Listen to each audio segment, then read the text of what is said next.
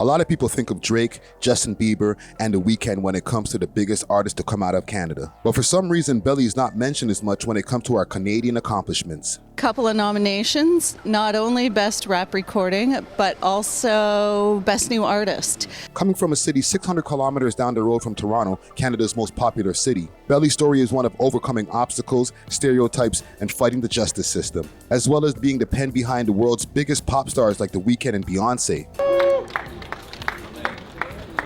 Thank you, everybody. I appreciate you. Thank you. Thank you. Belly was walking red carpets in the early 2000s before Drake and The Weeknd, rebelling against the Canadian government and linking up with Jay-Z and Rocnation to become one of the game's most coveted ghostwriters. Today, we're going to get into the story of Belly and how he started the label that we now know as XO.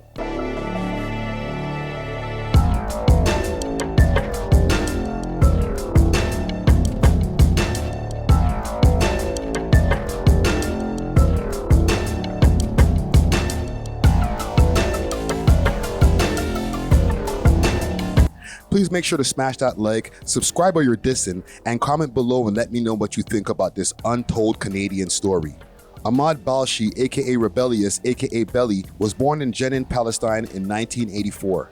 At 7 years old, he moved to Ottawa, Canada, our nation's capital, with his mother and older brother to escape the poverty and the violence going on in Palestine. His father, who was in Ottawa for a few years before that, laid the groundwork for Belly and his mother to be able to escape the war-torn country, and that they did through the way of Saudi Arabia, Lebanon, and Jordan before arriving in Canada. Belly started life in a lower middle-class neighborhood in Ottawa in a region called Nepean with his mother, father, and older brother, and eventually a younger brother.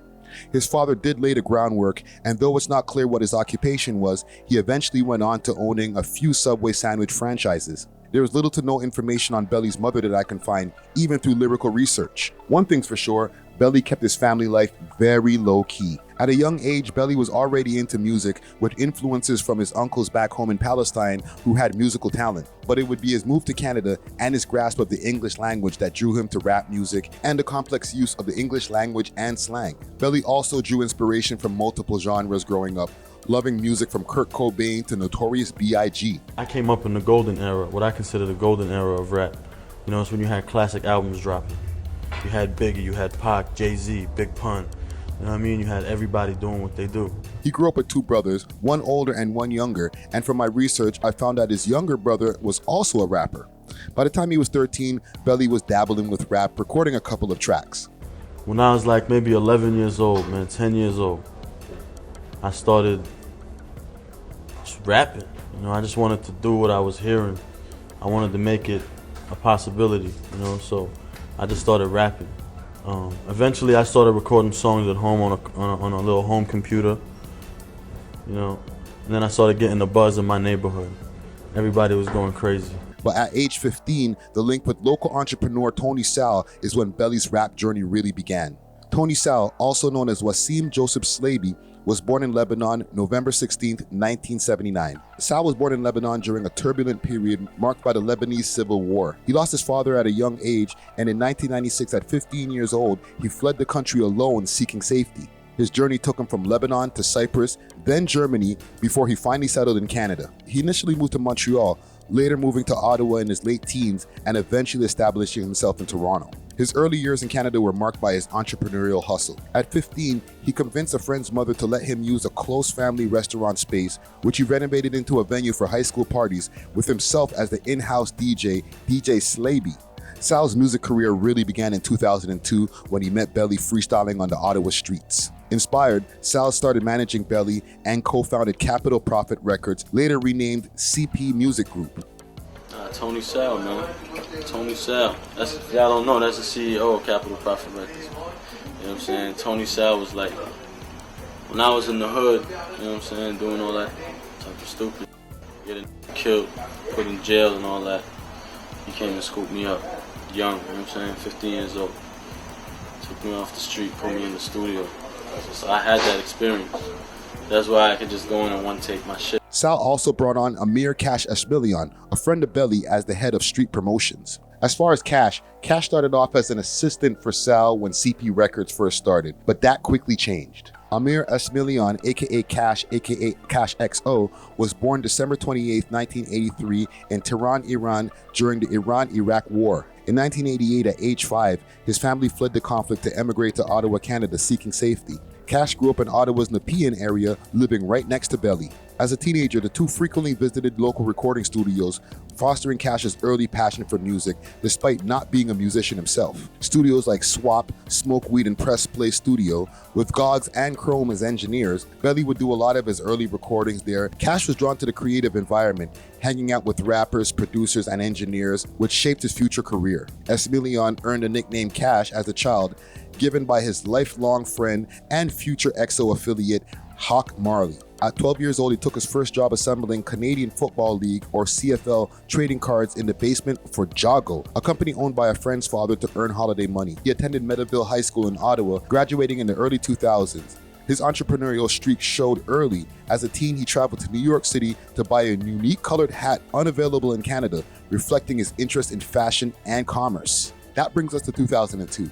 At 19, Cash began working as head of street promotion for Capital Profits Records, as previously mentioned. That same year, Belly signed to the label, and Cash's role evolved to grassroots marketing. By 2003, Cash started traveling with Dipset rapper A.W.O.L Santana on tour, gaining experience in the music industry. In 2007, Cash moved to Florida to expand his reach for his co-management of Belly, aiming to break him into the club scene, marking his first significant step into artist management. Getting back to Belly and CP Records, radio stations like Hot 88.9 FM, Ottawa's first hip-hop and R&B station, is where Belly would get his first spins. DJs like Kenny B and Scott Boogie really helped to push the CP brand in Ottawa, as well as other Ottawa rappers like Deuce Deuce and Harvey Stripes. Besides Belly, CP Records also signed singer Massari and later on pop singer Danny Fernandez. About to meet North America's hottest rapper. His name is Belly. Come check it out. So talk about your new single, Hot Girl. The Healer, who's like one of the top producers out here, The Healer brought me this beat, and it was exactly just like that with the sample and everything. With a tight roster, CP Records was taking over the Canadian urban music scene. Between Belly, Massari, and Danny Fernandez, the music videos were extravagant and on the same level of rappers on major labels.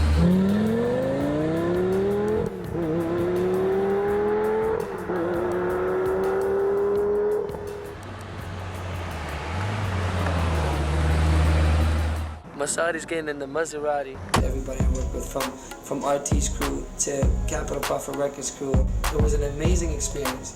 Just to touch on Massari's life quickly, Massari, real name Sari Aboud, got the stage name Massari as the translation for money in Arabic. He was born December 10th, 1980 in Beirut, Lebanon, during a period of civil unrest. Your interviews, you said the songs were never supposed to leave Canada, and they did. So it must be overwhelming, especially for those who didn't know you were born there also. Yeah, you know, you can imagine the feeling of landing in Beirut, Lebanon for the first time. Coming back as, you know, I left as Sari Aboud and coming back as Massari. To escape the conflict, his family immigrated to Montreal, Quebec when he was around 10, 11 years old. At age 13, he moved with his family to Ottawa, Ontario, where he also settled in the Nepean area and attended Hillcrest High School. Massari's passion for music emerged early. At age 13, he performed at a school talent show, which sparked his desire to pursue music professionally. My whole journey started, I was very young, actually. I think I was 13 years old when I had my first performance. I felt like I wanted to show the world that, hey, maybe I can do this. I got up on stage and they started playing the song. As soon as the song starts playing, I realized that they didn't get me the instrumental to the song. And at this point, this is the first time I've ever stepped on stage. What did I get myself into? So I decided, okay, this is not happening. I get backstage and I tell them, just cut the music. I came back out and did the whole song a cappella. He's also a trilingual artist, fluent in English, Arabic, and French. Massari developed a unique sound that reflected his cultural roots. Massari began his professional music career in 2001-2002, adopting the stage name Massari, a nod to his first name Sari, and as mentioned, the Arabic slang for the word money. So, why did you pick the name? Massari? Yeah. First of all, because I wanted to pick a name that was Arabic to show my diversity and the support for the Arab and Lebanese community, of course. I'm very proud to be Lebanese Canadian. And at the same time, it hadn't been done before. And everybody who's from an Arabic background will know what Massari means. Everybody knows what it means. And in the English language, it's money. In 2002, he released his debut single, Spitfire, which gained significant airplay on Ottawa's Hot 89.9 radio station, marking his first local success. The song's rotation on local radio helped him to build a fan base and laid the foundations for his career. In 2005, after 3 years of refining his sound, Massari signed to CP Records with childhood neighbor Belly, and CP was officially on their way to the top. Let's kill the engine. The ladies, there's such positive energy that I get off of women that it's indescribable. Now, a lot of people wonder where Capital Profits got their initial startup money. Rumor has it that they were funded by Canadian boxer turned entrepreneur turned inmate Ryan O'Connor. According to sources from Ottawa Business Journal, Ryan O'Connor is described as a boxer turned businessman who founded E-Block online car auction platform and later unreserved a prop tech venture for real estate auctions. He attempted to qualify for Canada's boxing team for the 2000 Games in Sydney, but did not succeed. However, these sources do not specify whether he was a professional or amateur boxer, but his attempt to make the Olympic team suggests an amateur background. There's no detailed boxing records such as specific fights or achievements, and his current prominence is tied to his entrepreneurial ventures rather than the boxing.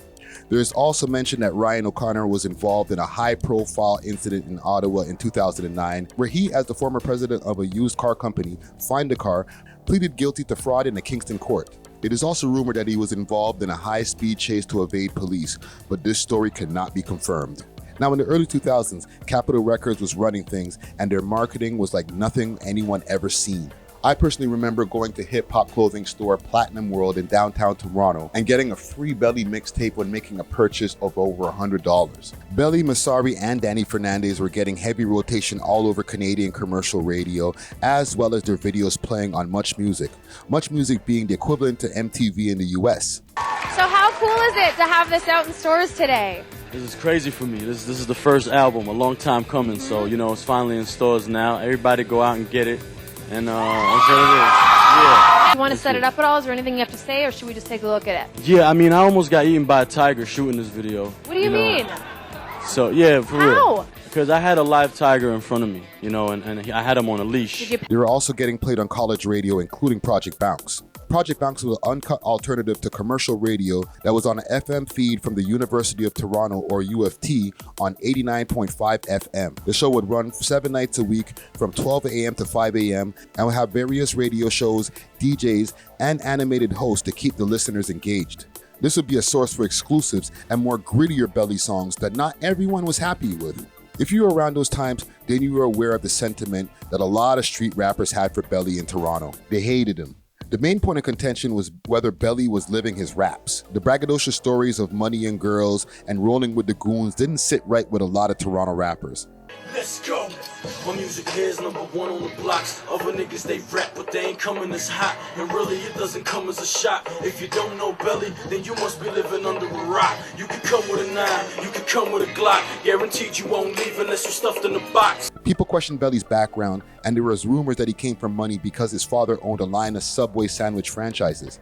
The fact that Belly and his CP team were walking red carpets at Canadian award shows and big events right off the bat helped fuel the hate even more. It would be at a celebration for Belly where things got messy. Kamikaze, yo, I want my money today, not tomorrow, today. You know what I mean? Anything can happen today. You could live, you could get $1 million today, or you could die today.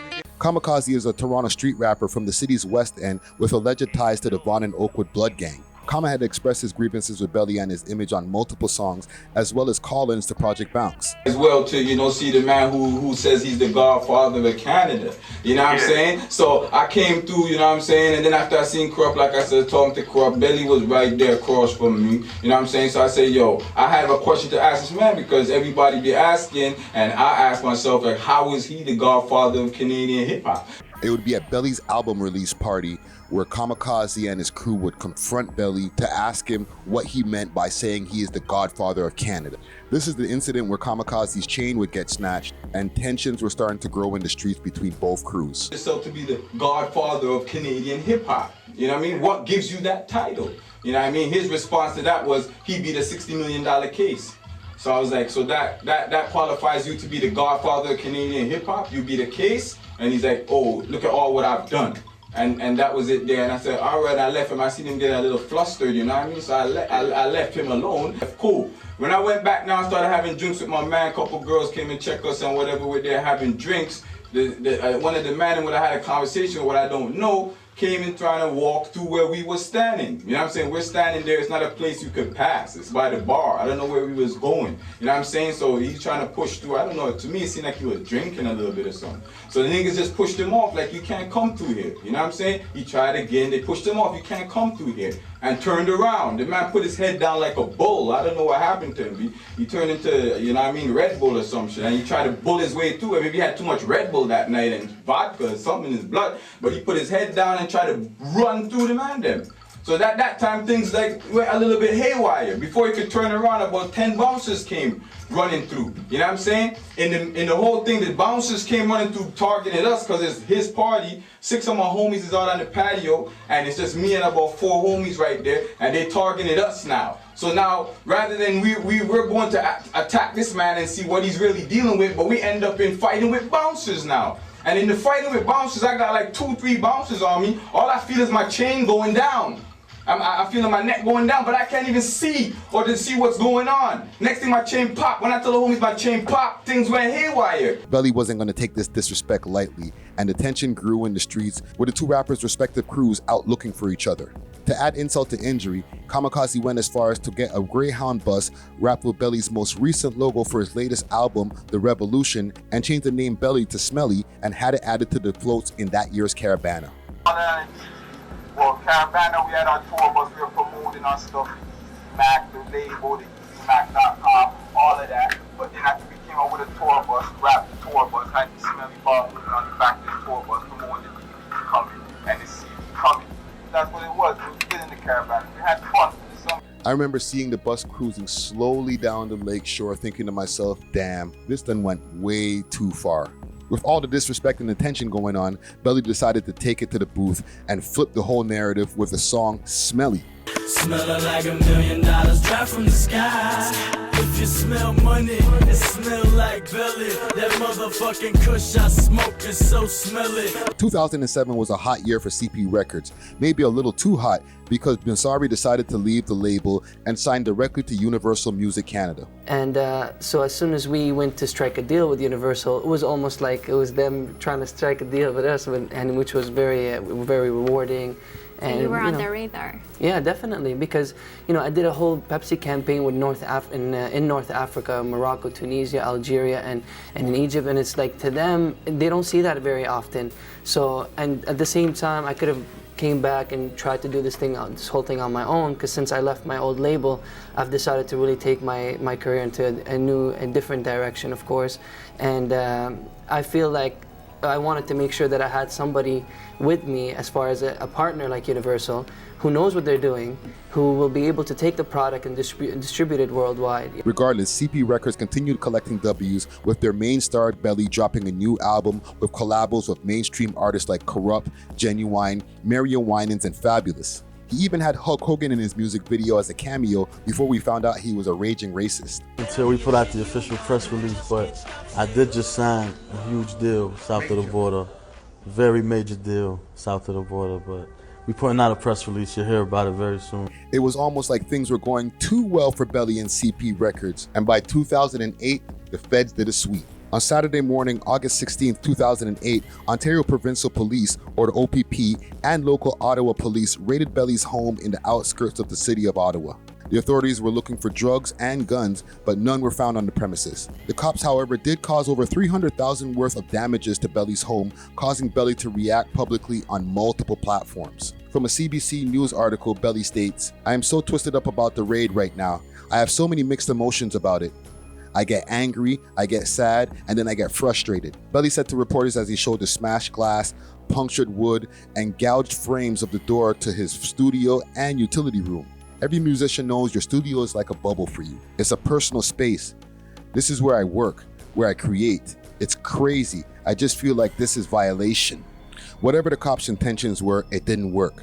Matter of fact, it backfired on them, adding to Belly's lore and giving him free promotion, making him look like more of a gangster. However, this is also when Belly started to take his foot off the gas. By 2009, the music game had changed. mixtapes were going to digital, and music videos were migrating to YouTube. This was also around the time Drake really started taking off when he signed to Lil Wayne's Young Money / Cash Money Records. Right. Always gotta respect when you come to a city and somebody is like the highlight of their city. Like when their city is just nothing without them, you gotta step back and say, okay, that's that dude. That's that dude. We're the only two you can't categorize like that. We international. You know what I mean? This didn't stop the two Canadian heavyweights from collaborating, and in Drake's come up, Belly blessed him with 3 collabos, including Make It Go on Belly's mixtape Back for the First Time, hosted by DJ Small Eyes. With me and this dude right here, me and Drake, over. I just smile and laugh, man. It was too good. I do the punching, don't worry. After that, things went kind of quiet for Belly and CP Records. 2010, 2011, things were still busy for Belly, Sal, and Cash behind the scenes though. Cash was moving around in America, working with artists and making moves. Sal sold CP Records to Live Nation to explore bigger ventures, and Belly was working hard writing, recording, and selling songs to artists behind the scenes as one of his hidden talents. See, what I didn't mention earlier is when CP Records was in full swing with pop stars like Massari and Danny Fernandez, that Belly was penning a lot of the pop songs for those artists. A lot of people see me and they see the way I am and they're like, yo, how do you write R&B? You know what I mean? It's simple. I just be making concepts out of all the shit that girls tell me. So when a girl tells me she want to be my private dancer, I go and turn that into a song. All those years of writing would definitely pay off, and I'll explain that later when we get closer to the end of the story. The most pivotal moment came for the trio in 2011 while Cash was living in Miami. Hawk Marley, aka Hawk XO, was and is a close friend of The Weeknd, working with him on his very early music. He sent Cash some MP3s of The Weeknd's unreleased material that blew Cash's mind. You know what it is, check it out, Weeknd. You don't know what's in store. Cash, living in Miami at this point, decided to jump in his car and drive back to Toronto within 24 hours. This bold move led to a close partnership, with Cash co-managing The Weeknd and co-founding XO Records in 2012 alongside A.W.O.L and Sal, as well as the joint venture with Republic Records. The XO in XO Records stands for ecstasy and oxycodone, reflecting on the dynamic and aesthetic influences of The Weeknd's early music, which often explores themes of drug use, nightlife, and emotional intensity. The term was coined by The Weeknd himself. The label went on to sign Toronto duo 88 Glam and a young South Asian Canadian producer out of Rexdale named Nav. Belly himself co-wrote on The Weeknd's classic mixtape House of Balloons, including tracks like Loft Music and High for This. Belly also wrote on The Weeknd's Beauty Behind the Madness album, including songs like Often, The Hills, Earned It, and more. And there's, The Weeknd, but A.W.O.L and Ahmad. Yeah. No one calls me that, by the way. Even my mother calls me Belly. But those. I think so that was code for don't walk up to me and call me Ahmad in the street. Yeah, please don't.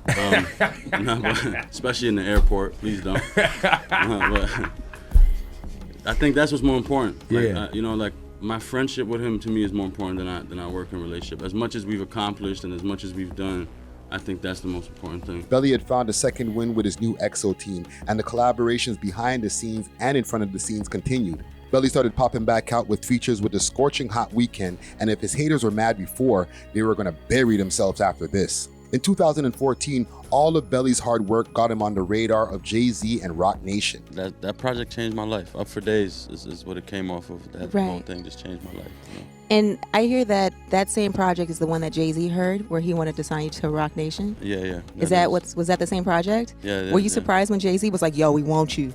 Because that's Hove. Yeah, that's Hove, exactly. Honestly, I don't think the reaction would have been as crazy for me if it was somebody else. Yeah. But I idolized Jay my whole life, So for him to even listen, to even give it a shot, right? Let alone like it, let alone be have quotables that he liked from it, and I was just it's still mind-boggling to me. Hove is sitting across the table from me, about to mark my sheets and shit, So it was crazy that he chose those records. And then eventually,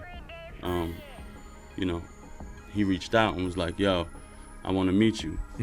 At that point, I was taking label meetings and shit.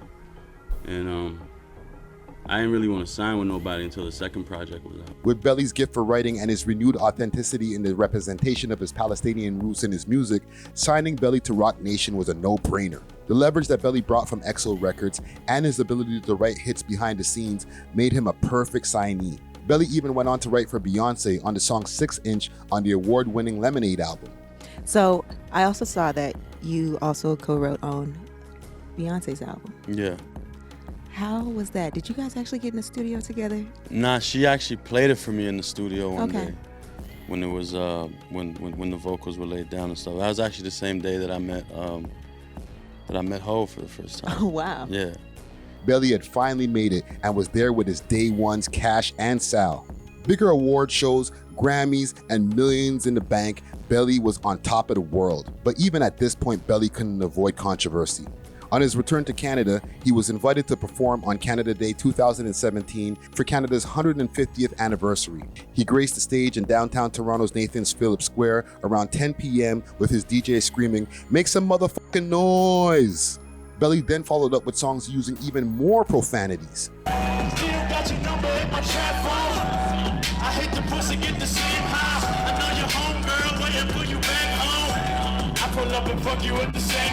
Parents in attendance with their kids were appalled and began sending complaints immediately. The next morning, Belly was all over the news again for the wrong reasons, being denounced for his actions. Welcome back this evening. The controversy surrounding a Canada 150 celebration is heating up tonight. Nathan Phillips Square was packed last night with people when one of the performers fired off a barrage of profanities. City Hall is now apologizing, but the rapper known as Belly is doubling down on his offensive behavior. Live to Sean O'Shea at City Hall. And Sean, a lot of developments on this story, including a pretty crass response. Well, I was among the thousands of people here for a series of performances at Nathan Phillips Square this weekend for the Canada Day long weekend. Belly's performance was among them. He is getting some support, but he's getting lots of heat for his foul language on stage. As you said, the city has apologized, but as for Belly, he's got some harsh words for his critics that I can't repeat right here.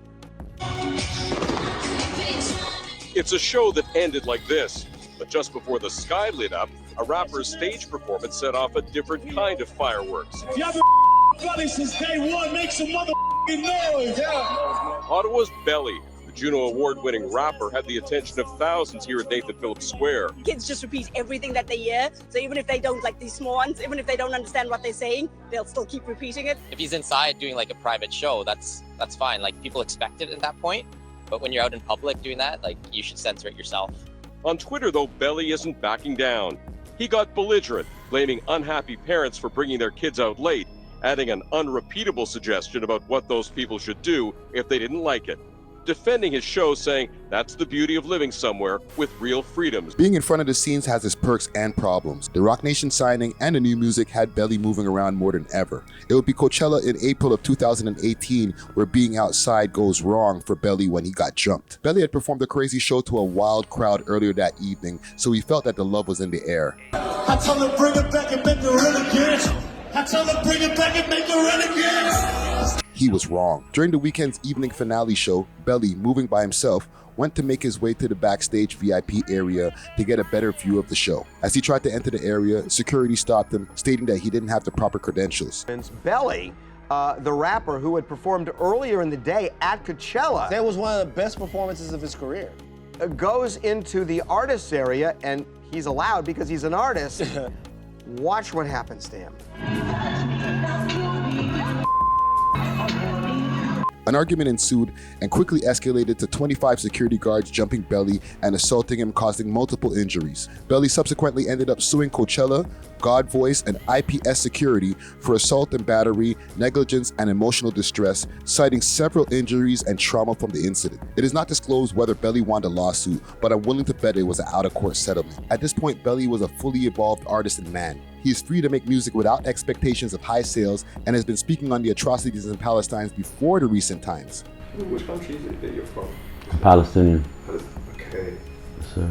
Naturally, there's a lot going on over there, but you must really be back home symbolizing a whole heap of hope for people, with what's going on. I hope so, man. I really hope so, because we need it, and like, Man, Palestinians, we some resilient people, man. You know what I mean? So, you know, I just feel proud to be able to be doing what I'm doing right now. His once use of the N-word has seemingly ended about one album after being signed to Rocnation, and the only time he's probably using it is when he's laying references for your favorite rappers for their hits. Belly, Tony Sal, and Cash have come a long way and are definitely a blueprint that can be admired and followed. All three from war-torn countries and overcoming the odds to reach to the top of success. We love hip hop.